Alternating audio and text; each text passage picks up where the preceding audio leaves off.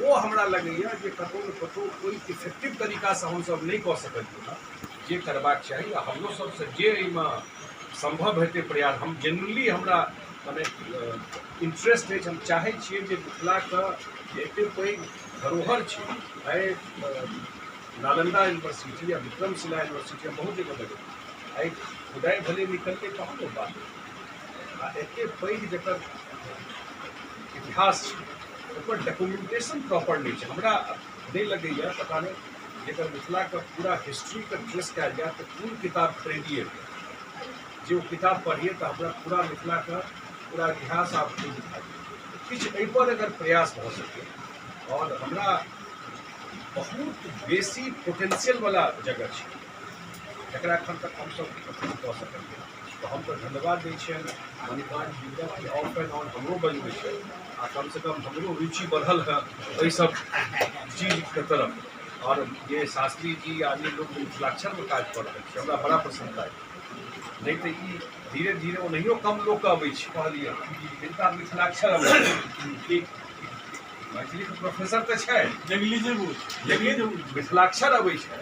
एकर कतऽ कतऽ शिलालेख भेटलै नेपाल तक में भेट रहल छै शिलालेख मिथिलाक्षर तो एकर प्रति रुचि बढ़े और एक मैंडेटरी है जे प्रोफेसरी करबे मैथिली में तो मिथिलाक्षर एक सब्जेक्ट कंपलसरी हेबाक छै तकरे तऽ बचतै आइ के दिन में ई मिथिलाक्षर साक्षरता अभियान तैयार करने ये दुर्जार अथी कऽ रहल छै हुनका माध्यम से 7 लाख लोग तक ओहिमे बहुत आप प्रोफेसरों से बहुत आबि गेल सब अगर अथी भऽ जाइ छै तो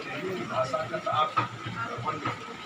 प्रेजेंस उससे भइए रहल छै और हमरा लगैया जे अंत में एकेटा बात कहब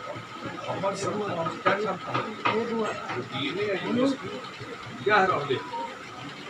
पठन पाठन इएह रहलै हम मैथिल समाज एकर जे केओ इतिहास ट्रेस करतै और जगह तो मानि लिअ सिविलाइजेशन या ज्ञान देश एलै हमसब बड़ा एडवांस छलिए ओहि वस्तु का जो इतिहास ट्रेस करतै में जरूर केना ओहिमे अगर समाज किछु आगू बढ़तै हमसब जतऽ बैसल छी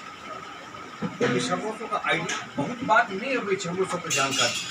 किछु बात जानकारी में आ प्रयास करबै तऽ असंभव किछु नहीं छै हाँ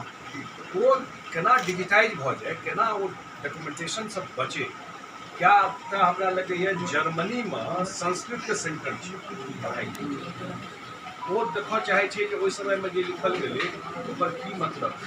ओहि पर और किछु काज भऽ सकै छै प्रयास करबाक चाही हम धन्यवाद दै छी हमरा लगवा कऽ जा रहल छै ओही के लेल मकान बनि गेलै छात्रावास के अब वो एक संस्कृत के एते पैघ सेंटर छै जी